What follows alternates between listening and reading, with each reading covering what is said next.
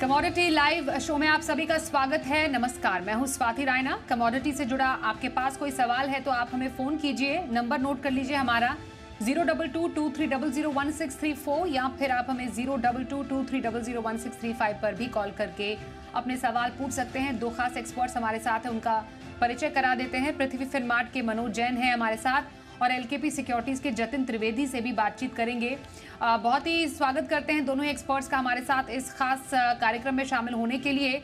लेकिन उससे पहले एक जरूरी खबर आपको दिखाते हैं। आज खाद्य सचिव की एक प्रेस कॉन्फ्रेंस हुई है और इस प्रेस कॉन्फ्रेंस में खाद्य सचिव ने कई एग्री कमोडिटीज पर कई अहम अपडेट दिए हैं। और ज्यादा जानकारी के लिए हमारे साथ जी मीडिया संवाददाता अम्बरीश पांडे हैं, जिनसे समझते हैं आखिरकार क्या खास रहा इस प्रेस कॉन्फ्रेंस में। बताइए अम्बरीश, क्या जानकारी है आपके पास? देखिए स्वाति, कल सरकार ने गन्ने की एफआरपी बढ़ाने की घोषणा की थी। उसके बाद ये प्रेस कॉन्फ्रेंस महत्वपूर्ण हो जाती थी क्योंकि शुगर सेक्टर को लेकर कई सारे कंसर्न थे। लगातार शुगर सेक्टर के जो नुमाइंदे हैं, इस्मा जैसे संगठन है, वो भी इसकी डिमांड कर रहे थे कि भाई हमें कंपनसेशन कुछ मिलना चाहिए।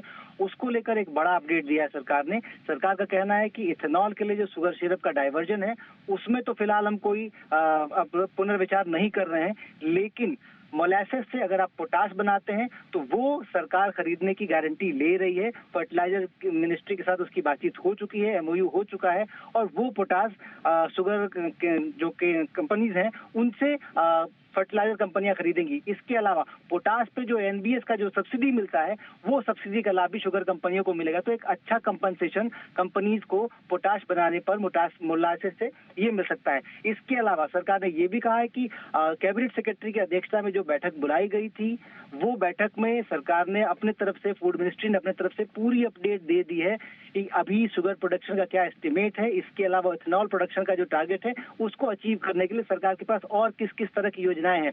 सबसे बड़ा अपडेट इसमें यह है कि मेज से इथेनॉल बनाने की जो की एसओपी सरकार ने मंजूर कर दी है और मार्च महीने से ये एसओपी भी चालू हो जाएगी, लागू हो जाएगी। तो एक अच्छा रेम्यूनरेशन जो है उस इंडस्ट्री को मिलेगा, इथेनॉल बनाने वाली कंपनियों को मिल सकता है। गेहूं की अगर बात करें तो सरकार ने स्पष्ट कहा है कि जो जब से मार्केट में गेहूं आना शुरू होगा, गेहूं के सीजन की बात नहीं है, जिस दिन से पहला खेप आएगी मार्केट में उस दिन से हम प्रोक्योरमेंट शुरू कर देंगे। इसके लिए राज्यों से भी कहा गया है कि आप अपने शेड्यूल का वेट नहीं करें, जब से मार्केट में आना शुरू होता है तब से आप इसको खरीदारी कर सकते हैं। और सरकार के अनुसार 1 मार्च से लगभग नॉर्थ इंडिया के जो लगभग 6 राज्य हैं उनमें प्रोक्योरमेंट शुरू हो जाएगी। जैसे ही प्रोक्योरमेंट शुरू होती है उसके बाद गेहूं जो ओएमएसएस के जरिए सरकार जारी कर रही थी उस पर सरकार पुनर्विचार करेगी, उसको बंद किया जा सकता है। चावल की बात अगर करें तो सरकार का यही कहना है कि कमोडिटीज में, बाकी जो कमोडिटीज हैं उनके दामों में तो कोई विशेष फर्क नहीं आया है, लेकिन चावल के दाम कम होते नहीं दिख रहे हैं, लिहाजा इसको लेकर चिंता है और आने वाले दिनों में चावल को लेकर सरकार कुछ और बड़े फैसले ले सकती है। पार बॉइल्ड राइस पर अपडेट ये है कि पार बॉइल्ड राइस, क्योंकि बाकी जो कमोडिटीज हैं जिन पर प्रतिबंध लगा था वो अनिश्चित काल के लिए यानी कि अगले आदेश तक के लिए, सिर्फ पार बॉइल्ड राइस पे एक लिमिट थी 31 मार्च की, इसलिए बाकी कमोडिटीज के साथ सामने बनाने के लिए सरकार ने उसको भी अगले आदेश तक जारी कर दिया है, लागू कर दिया है। तो कुल मिलाकर सरकार स्पष्ट तौर पर यही कहना चाहती है कि मार्केट में अफोर्डेबिलिटी और अवेलेबिलिटी बनी रहे, इसके लिए लगातार प्रयास है और इसके लिए ही सरकार आगे बढ़ रही है। जी स्वाति। बिल्कुल, तो खाद्य सचिव संजीव चोपड़ा ने प्रेस कॉन्फ्रेंस में एग्री कमोडिटीज को लेकर क्या जानकारी दी, क्या महत्वपूर्ण बातें कही, अम्बरीश ने पूरा हमें इसका एक विवरण दिया। धन्यवाद करेंगे अम्बरीश इस पूरी जानकारी के लिए आपका। आइए अब आगे बढ़ते हैं और अपने आज के खास एक्सपर्ट से बातचीत की शुरुआत करते हैं। सबसे पहले सोने कीमतों में क्या एक्शन है ये जरा समझे। वैसे एक्शन तो कुछ भी नहीं है, बहुत ही सुस्त कारोबार इस काउंटर में हम देख पा रहे हैं। एमसीएक्स पर भाव 62,100 के करीब सपाट सोने के हम देख पा रहे हैं। चांदी में कुछ 300 रुपए की तेजी जरूर हमने देखी है। एमसीएक्स पर चांदी 71,000 के करीब है। दरअसल डॉलर में कमजोरी के कारण जो सोने और चांदी है उनकी कीमतों में एक डाउन साइड लिमिटेड है। तो ये कुछ फंडामेंटल्स हैं जो कि कुछ ज़्यादा एक्शन नहीं देख पा रहे हैं, जिसकी वजह से हम सोने चांदी की कीमतों में। आइए इस पर एक हम टेक ले लेते हैं हमारे एक्सपर्ट्स का। मनोज जी, सबसे पहले अभी फिलहाल शाम के सत्र के लिए सोने चांदी में तो कुछ खास एक्शन नजर आ नहीं रहा, लेकिन क्या इंपॉर्टेंट लेवल्स आप प्रेडिक्ट कर रहे हैं सर? नमस्कार स्वाति जी। बिल्कुल आपने कहा कि यहाँ पे कोई ट्रिगर नहीं होने के चलते हम देख रहे हैं कि बहुत ही सीमित दायरे में सोना और चांदी दोनों आज के सत्र में कारोबार कर रहे हैं। कल यूएस फेड के मॉनेटरी पॉलिसी मीटिंग के मिनट्स आए थे तो उसमें कोई नया सरप्राइज देखने को नहीं मिला। यूएस फेड मेंबर्स ने इन्फ्लेशन को अपने टारगेट रेट 2% तक लाने की बात कही, जो कि पूर्व में भी जो उनके जब बयान आए थे तो वही बात उनकी तरफ से कही गई थी। हालांकि यहाँ पे एक काफी उम्मीद थी कि ब्याज दरों में कटौती को लेकर के, उसकी टाइमिंग को लेकर के कुछ यहाँ पे स्टेटमेंट्स आते हुए नजर आएंगे, लेकिन वो देखने को नहीं मिला। उसके चलते थोड़ा सा डिसअपॉइंटमेंट मार्केट को रहा।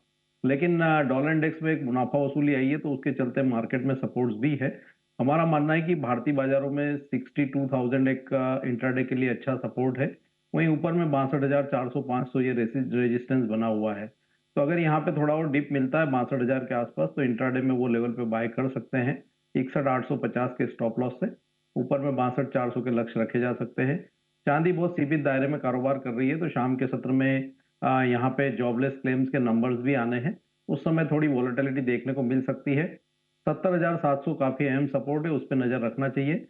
लेकिन ऊपर में 71,500-600 ये एक रेजिस्टेंस है, तो एक दायरा शाम के सत्र में भी बना रह सकता है। बिल्कुल। जतिन जी, आपकी नजर में क्या इंपॉर्टेंट लेवल्स आगे आने वाले कुछ दिनों के लिए, कुछ आप सपोर्ट लेवल मेंशन करेंगे? स्वाति, देखिए गोल्ड और सिल्वर दोनों के ही अंदर सीमित दायरे में कारोबार जरूर हो रहा है फर्स्ट हाफ के अंदर, लेकिन सेकंड हाफ में चलते हुए मुझे लग रहा है एक बड़ा ट्रेंड जो है वो यहाँ से बनते हुए देख सकता हूँ मैं। क्योंकि इवनिंग सेशन में अगर हम देखेंगे तो बहुत ही भारी डेटा जो है वो लाइंड अप है। जॉबलेस क्लेम्स के डेटा है, एग्जिस्टिंग होम सेल्स के डेटा है, मैन्युफैक्चरिंग पीएमआई के डेटा है यूएस के। तो 7 बजे से लेके 8:30 बजे तक ये डेटा जो है वो लगातार आते रहेंगे और इसका इफ़ेक्ट जो है वो कहीं न कहीं आपको डॉलर पर और डॉलर के वजह से सोने-चांदी दोनों के ऊपर आपको इसका इफ़ेक्ट देखने मिलेगा। ट्रेडिंग वाइज़ और लेवल वाइज़ देख लूँ तो मुझे लग रहा है कि आज के दिन में मुझे बाइंग साइड में ज़्यादा फ़ेवरेबल लग रहा है। क्योंकि कल की पूरी एफओएमसी की मिनट्स की अपडेट्स के बाद भी गोल्ड और सिल्वर आज के दिन अच्छे खासे लेवल्स जो है होल्ड करते हुए देखने मिल रहे हैं। स्पेशली गोल्ड का मार्केट जो 2020 का लेवल जो अच्छा खासा होल्ड कर रहा है कल से लेके आज तक में, और मुझे लग रहा है ये लेवल और भी होल्ड करते रहना चाहिए। ऊपरी स्तरों पर जैसे फ्यूचर्स 2035, 2040 के पास ट्रेड कर रहा है, तो मुझे लग रहा है स्पॉट का जो प्राइस है वो भी आपको कहीं न कहीं टुवर्ड्स 2030, 2040 के आसपास जाते हुए देखने मिलेगा। और साथ ही साथ में एमसीएक्स पर जो अभी 62,150 के आसपास जो लेवल्स पे ट्रेड कर रहा है गोल्ड, ये आपको कहीं न कहीं 62,300 से लेके 62,400 इन लेवल्स के आसपास जो है गोल्ड के प्राइसेस जाते हुए देखने मिलने चाहिए। सिल्वर में भी इनलाइन व्यू है मेरा विद गोल्ड। इनफैक्ट तेजी जो है वो थोड़ी-सी और बढ़ सकती है सिल्वर के अंदर। कहीं न कहीं मैं देख रहा हूँ 71,650 से लेके 71,750 ये लेवल्स जो है सिल्वर में आने चाहिए इवनिंग सेशन में। मेरा रुझान जो है आज के सत्र में इवनिंग सेशन में तेजी का है। सो बाय ऑन डिप्स की स्ट्रैटेजी अपनाएं, करंट मार्केट प्राइस से बाय करें। मुझे लग रहा है आज के दिन में बाइंग साइड पे रहना चाहिए। गोल्ड के अंदर जो स्टॉप लॉस मैं रेकमेंड करूंगा वो रहेगा 61,850 के नीचे का, 62,100 के आसपास आप बाय करके चल सकते हैं। और सिल्वर के अंदर जो है मेरा स्टॉप लॉस रहेगा 70,700 के नीचे का, और हायर साइड में जैसे मैंने बताया 71,650 से लेके 71,750 ये मेरे टारगेट्स रहेंगे सिल्वर के अंदर। सो दोनों के ही अंदर काउंटर के अंदर बाइंग साइड की रिकमेंडेशन रहेगी। जी स्वाति। जी बिल्कुल सर। तो ये रही गोल्ड और सिल्वर पर आए हमारे एक्सपर्ट्स की तरफ से। पहले कॉलर हमारे साथ तैयार भी हैं फोन लाइन पर। सादलपुर से कैलाश मोदी हमारे साथ है। नमस्कार, बताइए क्या सवाल है आपका? नमस्कार मैडम। मैडम करंट रेट पे मैं कॉपर लॉन्ग करना चाहता हूँ, उचित रहेगा क्या? करंट रेट पर कॉपर में स्ट्रैटेजी क्या रहनी चाहिए मनोज जी? ये अभी यहाँ पे मेरा मानना है कि ये लेवल पे इनको पोजीशन बनानी फेवरेबल नहीं रहेगी रिस्क रिवार्ड रेशो के लिहाज से। अगर 724-23 के रेंज में मिले तो वहां एक बार लेना चाहिए 722 के स्टॉप लॉस से। अपसाइड भी लिमिटेड लगती है, 728-30 के आसपास के लेवल मिले तो वहां प्रॉफिट बुक करना चाहिए। ओके, तो यहाँ पर स्ट्रैटेजी आपके लिए कॉपर में आई है हमारे आज के एक्सपर्ट मनोज जी की तरफ से। जरा इन लेवल्स का जरूर ध्यान रखिएगा। जिससे पहले कुछ और कॉलर से हम बात करें, एक बार कच्चे तेल पर नजर डाल लेते हैं, वहां पर क्या एक्शन नजर आ रहा है। कच्चा तेल एक बार फिर से हमने देखा $83 के पार ट्रेड हो रहा है। दरअसल घरेलू बाजार में भाव जो है लगभग 6500 रुपए के करीब, मतलब 6500 रुपए के करीब ट्रेड हो रहे हैं। दरअसल अमेरिका में रिफाइनरीज की तरफ से डिमांड बढ़ी है, साथ ही मिडिल ईस्ट तनाव से कीमतों को लगातार सपोर्ट मिल रहा है, तो ये कुछ ट्रिगर्स हैं जो कि कीमतों को अभी इम्पैक्ट कर रहे हैं। तो कच्चे तेल में फिलहाल इन लेवल से जतिन जी क्या स्ट्रैटेजी रहनी चाहिए? स्वाति देखिए, जिस तरह से ट्रेंड जो है वो इमीडिएट बेसिस पे शॉर्ट टर्म में अच्छी खासी पुल बैक रैली देखने मिली है। WTI में अगर हम देख लें तो 73-74 डॉलर से लेके $78 तक एक नॉन स्टॉप रैली देखने मिली थी। MCX पर भी देखने जाएंगे तो 6000 से लेके 6450 6500 तक एक अच्छी खासी रैली देखने मिली है। लेकिन आज मुझे लग रहा है थोड़ा सा प्रेशर बनना चाहिए। पिछले हफ्ते जो क्रूड की इन्वेंट्री के नंबर थे वो अराउंड अबाउट 12 मिलियन के आसपास का डेटा था, और आज जो एक्सपेक्टेड है वो काफी नीचे है, 3.8 मिलियन बैरल्स के आसपास का है इन्वेंट्री नंबर्स। पर मुझे लग रहा है कि इन्वेंट्री नंबर जो थोड़ा सा और बढ़ के आएगा और इसका इफेक्ट जो है आपको क्रूड ऑयल के ऊपर नेगेटिव दिखेगा, क्योंकि एक्सपेक्टेशन काफी नीचे की दिख रही है और नंबर्स थोड़ा भी अगर बढ़ के आएगा तो ये क्रूड को थोड़ा सा और गिरावट की तरफ लेके जाएगा, और मार्केट ऑलरेडी अच्छी खासी बाइंग मोमेंटम में आज आके अभी स्टेबलाइज होने की ट्राई कर रहा है, तो प्रॉफिट बुकिंग जो है और गहरा सकती है, क्योंकि जिसकी भी बाइंग पोजीशन है वो ये डेटा देखकर ऑब्वियसली अपनी पोजीशंस जो हल्की करने की सोचेगा। सो यहाँ पर ट्रेडिंग वाइज जो अपॉर्चुनिटी मुझे लग रही है वो लग रही है शॉर्ट करके चलना चाहिए। 65-25 के ऊपर स्टॉप लॉस रखें। करंट मार्केट प्राइस से लेके 64-60 के आसपास तक की लेवल्स तक आप शॉर्ट करके चल सकते हो। स्ट्रिक्टली स्टॉप लॉस फॉलो करना है, क्योंकि इन्वेंट्री डे है, वॉलेटिलिटी बढ़ेगी इवनिंग के शाम के सत्र में जब डेटा आएगा 8:30 बजे 9:30 बजे के आसपास। सो डाउन साइड में मुझे लग रहा है फिर से आपको 6350 6300 ये लेवल्स जो आने वाले दिनों में मिलेंगे। आज के दिन के सिर्फ इंट्राडे टारगेट के हिसाब से देखूं तो मुझे लग रहा है अराउंड अबाउट आपको 6350 से लेके 6400 के बीच में दिखेगा, और 2 से 3 दिन के हिसाब से व्यू पॉइंट से चले या 2 दिन के व्यू पॉइंट से भी चले आज और कल फ्राइडे के दिन तक, तो 6300 और 6250 मुझे लग रहा है थोड़ा सा सेल ऑफ जो है वो यहाँ से देखने मिल सकता है, प्रॉफिट बुकिंग आ सकता है क्रूड ऑयल के।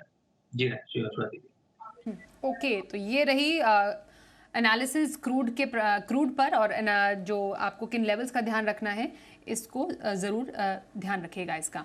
गुजरात से श्रवण जी अगले कॉलर हमारे साथ है। नमस्कार, बताइए सर क्या सवाल है आपका? नमस्कार मैडम। मैडम मैंने 1 लोट गोल्ड का लिया हुआ है 61,350 में, और आज 1 लोट और बाई किया है 62,130 में। तो क्या ये गोल्ड का बॉटम बन चुका है जो 61,000 का जैसे इसने लो बनाया था वो दोबारा तोड़ा नहीं अभी तक? लॉन्ग टर्म के लिए बैठा रहा हूँ इसमें। जी मनोज जी क्या लगता है आपको? बिल्कुल लॉन्ग टर्म के लिए पोजीशन होल्ड कर सकते हैं। $1984 एक अच्छा बेस जो है सोने ने बनाया है, और मार्केट जो है उस बेस को बार बार रिस्पेक्ट भी कर रहा है। तो शॉर्ट टर्म में अभी लग नहीं रहा है कि $1984 के नीचे इंटरनेशनल मार्केट में कीमतें जाती हुई नजर आएगी, और भारतीय बाजारों में भी 61,000 जो है वो एक अच्छा सपोर्ट जोन बना हुआ है। तो अभी ये लॉन्ग की पोजीशन में बने रहे, पर जैसा कि इन्होंने बताया कि 62,100 के आसपास इन्होंने एक लॉन्ग की पोजीशन ऐड की है। तो एक बार हमारा मानना है कि यहाँ पे जो रेजिस्टेंस जोन है $2060 का, भारतीय बाजारों में 62, 500, 600 का, तो वो जोन में आए तो जो एक पोजीशन है उसमें मुनाफा वसूली करें, और एक जो निचले स्तर की पोजीशन है उसको लंबी अवधि के लिए होल्ड करके चल सकते हैं। जी, तो यही स्ट्रैटेजी गोल्ड पर आपके लिए। अगले कॉलर हैं गुजरात से किशोर जी। नमस्कार किशोर जी, बताइए आपका क्या सवाल है? नमस्कार, मैंने है ना हल्दी अप्रैल कॉन्ट्रैक्ट में 5 लोट खरीदे हुए हैं 16,150 पर। हेलो, ओके, हाँ जी तो जी जी। मुझे तो उस रेट से मुझे सेल करना चाहिए या खड़ा रहना चाहिए, ये पूछना है, और हल्दी का फ्यूचर भी पूछना है। ओके मनोज जी, इन लेवल्स पर आपको क्या स्ट्रैटेजी बनाने की इनके लिए सलाह रहेगी?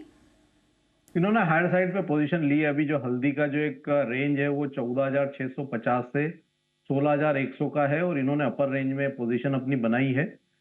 हल्दी के ओवरऑल फंडामेंटल पॉजिटिव है, लेकिन अभी ये जब तक दायरे में से बाहर नहीं निकलती है तो हमारा मानना है कि दायरा बना रह सकता है।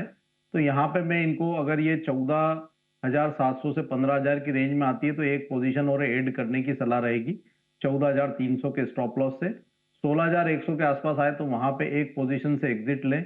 जब तक हल्दी की कीमतें 16,700 के स्तर के ऊपर क्लोज नहीं करती है, यहाँ पे बड़ी तेजी की संभावना अभी नहीं लगती है, तब तक ये जो कॉन्ट्रैक्ट है 14,640 से आपका 16,100 के दायरे में बना रह सकता है।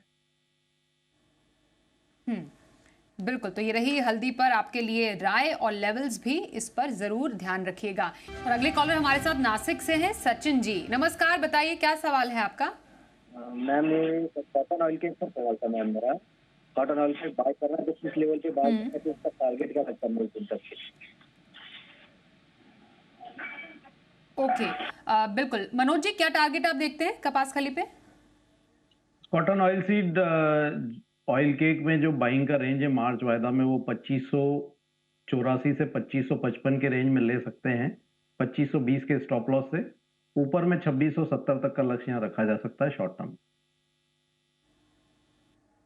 बिल्कुल। राजस्थान से एक और कॉलर हमारे साथ है, उनसे बात करते हैं। नमस्कार सर, बताइए क्या नाम है आपका? सवाल भी पूछिए। नमस्कार जी मैम, मेरे पास फिजिकल में ग्वार सीड पड़ा है और 5400 रुपए पर फ्यूचर कॉन्ट्रैक्ट बेचा हुआ है, मुझे क्या करना होगा? जी मनोज जी, ग्वार सीड पर क्या राय रहेगी? इन्होंने हेज की पोजीशन बनाई हुई है और ये कमोडिटी एक दायरे में ट्रेड कर रही है। यहाँ पे ग्वार सीड में जो फ्यूचर की कीमतें हैं वो 5280 300 की रेंज में आए तो फ्यूचर की पोजीशन एक बार काटना चाहिए और जो फिजिकल है उसको होल्ड करे। ऊपर में कीमतें फिर एक बार 5500 के आसपास आए तो फिर वो जो हेज है अपनी पोजीशन में वापस कर सकते हैं। तो अभी जो दायरा है ग्वार सीड का वो 5200 से 5500 का बना रह सकता है। एमपी से जगदेव जी अगले कॉलर हमारे साथ है। नमस्कार सर, बताइए क्या सवाल है आपका? मैम मेरी सिल्वर में खरीदी 73,500 की है, तो यहाँ से मुझे निकल जाना चाहिए या नेक्स्ट कॉन्ट्रैक्ट में ऐड हो जाना चाहिए? बिल्कुल। जतिन जी, क्या रहेगी आपकी राय इनके लेवल्स पर?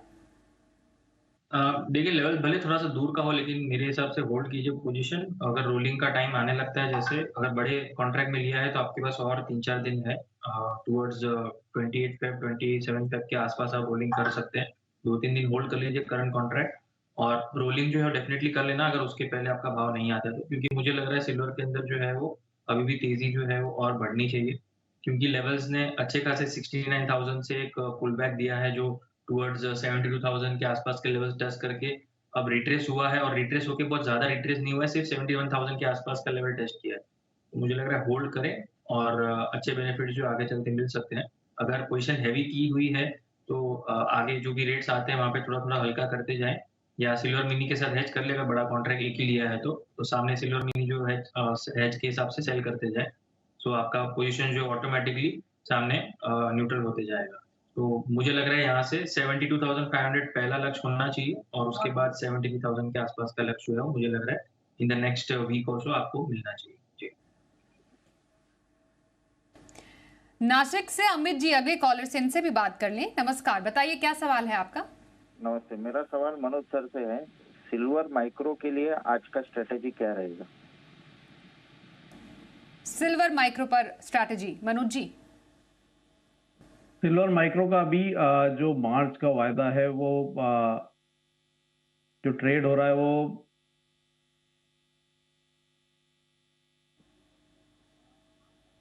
मैं फरवरी कॉन्ट्रैक्ट के हिसाब से बताता हूं। अगर यहाँ 70,700 के स्तर आते हैं शाम के सत्र में डेटा के समय, तो वहां पे एक बार लॉन्ग की पोजीशन इनिशिएट की जा सकती है 70,300 के स्टॉप लॉस से। ऊपर में 71,600 तक के लक्ष्य यहाँ रखे जा सकते हैं। बिल्कुल। शो को यही समेटने का समय आ गया है।